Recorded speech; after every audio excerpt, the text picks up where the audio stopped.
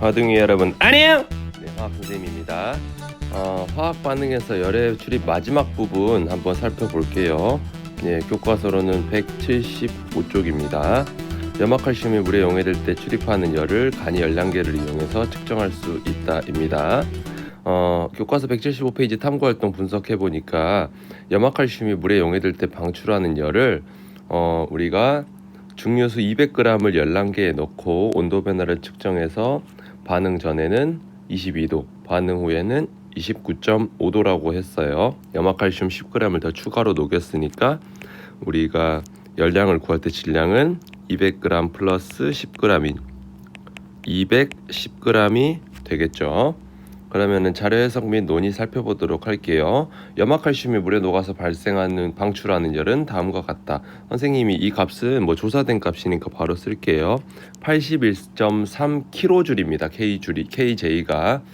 그 말은 무슨 뜻이냐면 염화칼슘 1몰에 해당하는 질량 111g이 충분한 양의 물에 용해될 때 81.3kJ의 열을 방출한다는 거예요.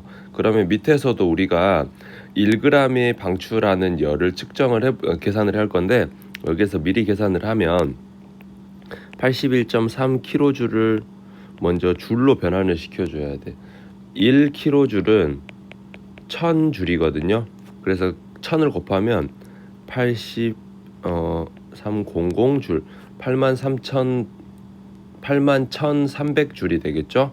그 81,300줄이 111g을 연소시켰을 때의 방출하는 열이니까 111로 나누어 주게 되면 732.4 줄이 1g당 발생할 겁니다. 그러면은 한번 볼게요. 그래서 732.4 이렇게 좀 이따 1g 비교할 거예요. 그러면 2번 염화칼슘이 용해될 때 방출하는 열이 모두 용액에 흡수되었다고 가정하고 방출한 열량을 구해볼게요. 단 용액의 비열은 4.2 줄 퍼 그램 곱하기 온도라고 나와 있어요. 그럼 용액이 흡수한 열량 우리가 줄로 계산을 해보면 4.2 곱하기 온도, 아까 질량은 200 플러스 10g 해서 210g, 그리고 온도는 29.5도에서 22도를 빼면 곱하면은 6615줄이 나옵니다. 두 번째에서 구한 값을 이용해서 염화칼슘이 물에 용해될 때 방출한 열량을 계산을 해보니까 염화칼슘 10g이 용해될 때 6615줄이 된 거잖아요. 그럼 1g이라고 하면 1g일 때는 어떻게 계산할 수 있어요? 10g일 때가 6615줄이니까 10g으로 나눠주면 661.5g이 1g일 때 용해되는, 단위로 쓰면 661.5 줄 퍼 g이라고 쓸 수 있겠죠. 아까 위에서 이론적인 값을 계산했을 때 이론적인 값이 732.4 줄 퍼 g이었잖아요. 근데 우리가 실제로 구해봤더니 그게 661.5g이잖아. 그럼 오차값을 계산해보면 732.4 마이너스 661.5 계산해보면 70.9. 그러면은 이 70.9g이 오차값으로 발생을 했죠. 그래서 이제 이 오차 요인을 분석을 한번 해보니까 오차 요인은 우리 여러 가지가 있겠지만 이제 대부분 많이 나오는 주로 오차 요인은 용기의 단열 효과가 떨어졌다는 거. 단열이라는 거는 열이 새어나가지 않게 밀봉해주는 효과라고 볼 수 있겠는데, 이 단열 효과가 떨어져서 열이 외부로 방출이 빠져나갔기 때문에 그 외부로 빠져나간 열 때문에 이 열 손실이 70.9g 정도 있었다. 대략 우리가 오차값을 대략 계산해 보면 원래 이론적인 값에서 70.9g이 빠졌기 때문에 대략 곱해 보면 대략 한 8, 9%? 한 8에서 9% 정도 되지 않을까. 8에서 9%의 지금 오차가 발생한 거잖아요. 그래서 그 값이 왜 이렇게 발생했는지 보면 단열 효과가 이제 완벽하게 이루어지지 않았을 거라는 게 첫 번째 오차 요인. 두 번째 오차 요인은 기계적 오차나 측정 오차. 기계적 오차라고 하면 우리가 질량을 측정하거나 아니면 온도를 살펴볼 때 우리 눈으로 육안으로 관찰하는 거거나 아니면 이제 기기를 사용하더라도 기기에서 순간적으로 이제 오차가 좀 발생하는 부분들 때문에 우리가 이게 계산 조그만 값에도 계산이 계산 차이가 커져서 오차가 발생할 수 있다는 거. 세 번째, 간이 열량계에 넣어준 염화칼슘이 10g이 모두 녹지 않아서 열이 적게 발생했을 것이다 라는 이야기도 있지만, 실질적으로 이론적으로는 염화칼슘의 용해도가 135거든요. 용해도라는 거는 무슨 뜻이냐면 물 100g에 녹을 수 있는 용질의 양이거든요. 그러면 물 100g에 135g이 염화칼슘이 녹을 수 있다는 거잖아. 근데 10g을 녹이려면 물이 얼만큼 필요하냐면, 계산을 한번 해볼게요. 물 100g의 용해도가 135인데 우리가 근데 이제 우리가 염화칼슘을 10g을 녹이고 싶으니까 그때 필요한 물을 X라고 해보면, X는 135분의 1000이니까 이거는 10보다는 작으니까 사실은 우리가 물 여기 200g에는 충분히 염화칼슘 10g이 녹는 데는 이론적으로는 문제가 없지만, 실질적으로는 뭐 어떤 요인들 때문에 또 순수하게 그 염화칼슘이 순수한 물질이 아니라서 뭐 불순물이 껴 있어서 용해도가 조금 낮아질 수도 있다는 뭐 그런 좀 오차들도 혹시 요인이 되지 않았을까라고 분석을 할 수 있다는 뜻이죠. 결론 도출은 간이 열량계에서 염화칼슘이 물에 용해될 때 방출하는 열량을 용액이 모두 흡수했다고 가정을 하고 우리가 하기 때문에, 염화칼슘이 물에 용해될 때 방출한 열량은 용액의 비열에다가 그때 이제 뭐 용액과 그 다음에 녹여준 염화칼슘의 질량을 합친 값, 그리고 그 용액에서의 온도 변화를 살펴봐서 구할 수 있었습니다.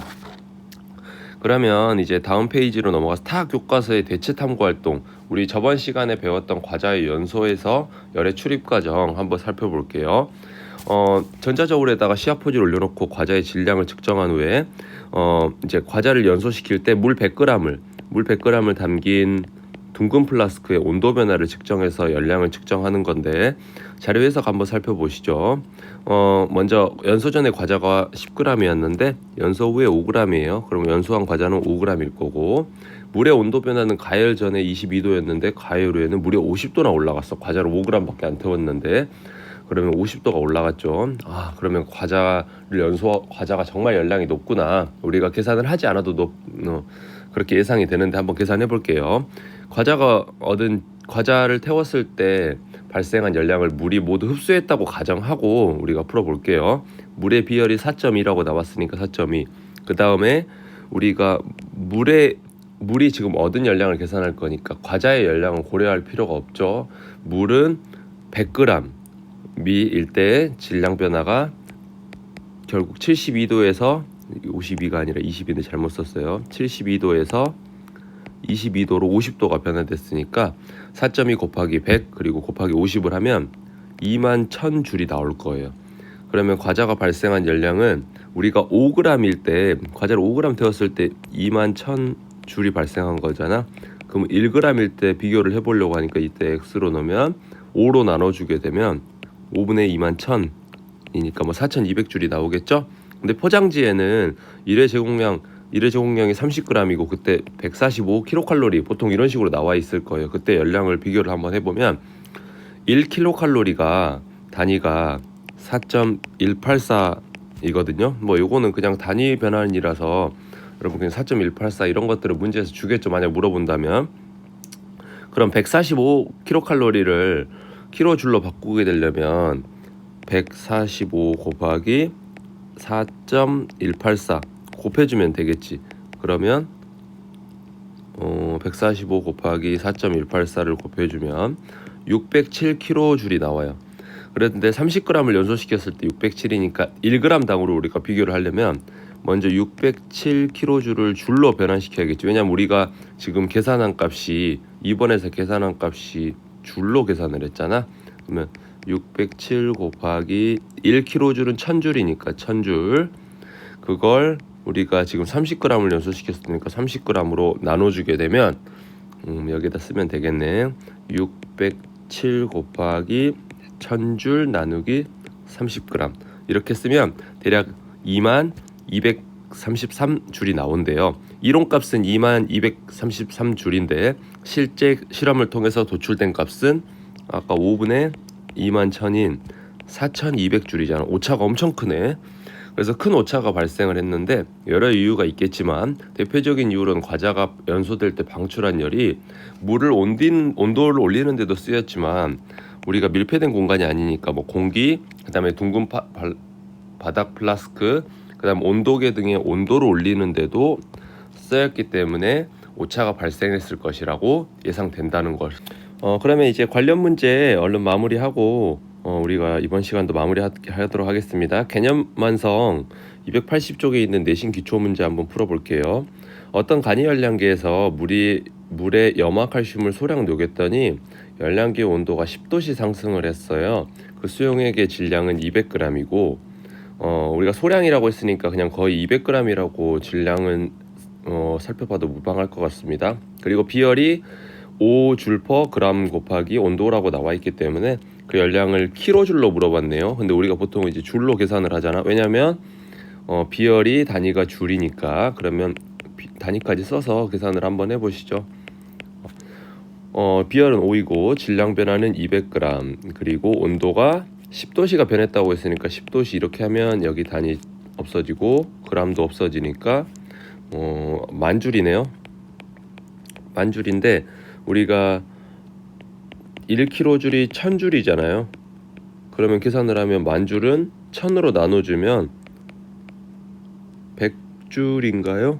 1000줄 100kg줄이네요. 100kg줄 이렇게 쓰면 되겠죠. 10번 교과서 174페이지에 있는 확인 문제 10번 볼게요. 25도씨에서 0.1몰 농도 수산화나트륨 100g과 25도씨에서 염산 0.1몰 농도짜리 똑같이 100g을 넣어줬더니 중화시켰더니 혼합용액의 온도가 25도씨에서 32도로 32-25도니까 7도가 올라갔네요. 그럼 이때 반등한 열량 또 용액의 비열 4라고 나와 있으니까 계산을 해볼게요. 용액의 비열의 단위가 줄이니까 줄로 쓸게요. 4줄/g 곱하기 온도 변화에다가 수용액은 수산화나트륨 100g, 그 다음에 염산 100g을 합쳐서 200g이 됐겠죠. 그리고 온도 변화는 7도 써보면 5600줄인데 우리가 1kg줄이 1000줄이니까 킬로줄로 나누라고 했으니까 5.6kg 이렇게 쓰면 되겠습니다. 그러면 다음 페이지로 넘어가서 이제 나머지 두 문제 풀고 끝낼게요. EBS 개념 완성 283쪽의 실력 확인 11번입니다. 철수는 질산암모늄을 염화시켜서 물에 용해될 때 흡수되는 열량, 흡열 반응이라는 거 우리가 질산암모늄 제일 첫 시간에 저번 시간에 배웠어요. 그래서 간이 열량계에 물을 절반 채운 후에 질산 암모늄을 10g 넣고 적게로 저어가면서 용액의 최저 온도를 측정했더니 이 실험값에서 열량을 구하기 위해서 더 필요한 자료를 구하래요. 이때 열손실에 의한 열량계 열손실은 무시하며 반응 전에 물의 온도는 질산 암모늄과 같다는 조건까지. 그러면 우리가 열량 Q는 비열이라는 C 그리고 질량 변화 M 그리고 온도 변화 델타 T 이렇게 쓸 수 있잖아요. 근데 지금 우리가 물의 질량 모르잖아. 왜냐면 물과 질산암모늄을 합친 열량을 구하는 데 써야 되니까. 그 다음에 수용액의 비열도 없고요. 그 다음 반응 전에 물의 온도도 몇 도인지 없으니까 정답은 3번입니다. 다음으로 넘어가서 이제 옆에 있는 8번도 볼게요. 25도씨에서 염산과 고체 수산화나트륨의 반응에서 발생하는 열을 구하라고 했어. 스타이로폼의 컵에 염산을 100g을 넣고 온도를 측정하고 거기에다가 수산화나트륨 4g을 넣어서 반응을 시킨 후에 발생한 열량을 계산했대요. 우리가 중화반응이잖아. 중화반응이면은 열이 발생하는 발열 반응이라고 저번 시간에 배웠죠. 그래서 발열 반응이기 때문에 나중 온도에서 처음 온도를 빼면 온도가 더 올라가겠지.